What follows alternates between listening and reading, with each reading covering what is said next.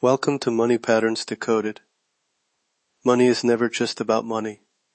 It is a pattern. Today we expose one of those hidden patterns, see exactly how it controls your finances, and discover the precise shift that can set you free. Let's begin. Here's a blunt observation. Your generosity, or your guardedness, often isn't the moral choice at all. It's the symptom. You can give until you're exhausted and still be broke, or hoard until opportunity flees. Both are leaks, but they look different in the ledger. Most people don't see their money patterns because they live inside them. Today I'm going to point to a particular leak that hides as virtue or as survival, and show you the exact 2-minute daily practice that reteaches your system how to finish the flow. Name the pattern. I call it the reciprocity loop. It's the invisible contract that makes one-way exchange feel normal, giving without sanctioned receiving, or taking without closing the energetic or practical circuit. Left unchecked, it becomes a chronic financial leak and an identity rule. I'm the giver, or I don't deserve to pay myself. Stay with me. I'll explain where it comes from and how to stop it. Psychological mechanism. Most reciprocity scripts start early. Childhood approval economies teach us that love is earned by sacrifice, or that safety is bought by not asking for return. Shame and survivor guilt create rules. If someone gave me, I must repay a devalued way through self-denial, perfect behavior, or silent suffering. Conversely, some learn to receive without closing the loop, an avoidance pattern that says, if I acknowledge what I've received, I'll be indebted, I'll be controlled. These are identity circuits, not conscious decisions, but autopilot rules wired into your nervous system. They feel right because they are familiar, and familiarity masquerades as truth. Esoteric mechanism. Imagine value as a torus, a donut-shaped flow that must circulate outward and back, forever rotating. In healthy exchange, the torus spins. Giving creates pathways for return. Receiving completes them and makes the next cycle possible. But when one direction is closed or blocked, when giving is one way or receiving never signals closure, the torus stalls, vortexes form, and circulation slows. In sacred geometry, balance between polarity is essential. Two-way cycles, the numerology of pairs, the back and forth rhythm. These are how systems hold energy. A stalled polarity is invisible corrosion. It looks like generosity or like frugality, but energetically it is the same. Poor circulation. Powerful reframe. Stop thinking of finishing a transaction as moral accounting. It's energetic hygiene. Picture two images.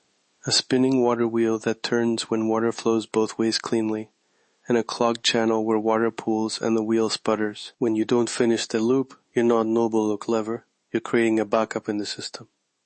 Finishing the loop is maintenance. It keeps the wheel turning, it preserves dignity, and it restores momentum to opportunity. One shift changes your financial destiny, not because you become greedy, but because you prioritize circulation over moral posturing. Concrete daily shift, the ledger of return. 2 minutes every evening. Step 1.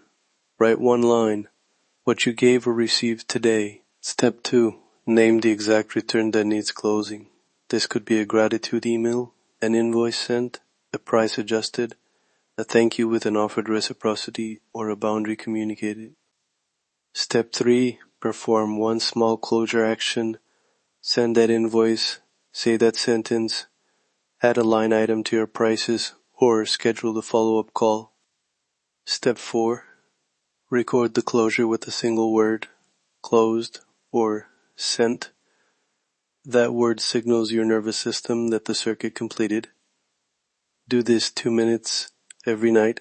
It trains closure like a muscle. It rewires the identity circuits away from martyrdom or avoidance, and it creates measurable changes in cash flow and dignity. Implementation examples. Pricing. If you feel awkward raising a fee, use the ledger.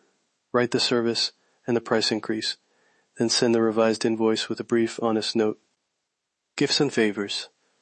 If you gave help and never allowed return, close it by asking for one reasonable reciprocation, feedback, a testimonial, or simply a date to pick up the next round. Payments and bookkeeping. Set a rule that every incoming payment triggers a 2-line ledger entry, what was received and what was completed. Boundaries with tenderness. Use stoic clarity. State the fact, name the boundary, offer the next open option. You practice firmness without cruelty. You practice consent instead of compulsion. Small, consistent closures change the field. Recap and instant practice. Tonight, at dinner or before bed, take 2 minutes. Open a note. Write, given/received, what closure needed. Then perform one small closure action and type closed. Notice how your body shifts. Less tightness, a quiet relaxation, a small bounce in the chest. Track the metric of circulation, number of closures per week. You want steady increase. Even 2 closures a day changes the pattern over a month. 1 shift repeated becomes the new identity. That is the money pattern. That is the mechanism.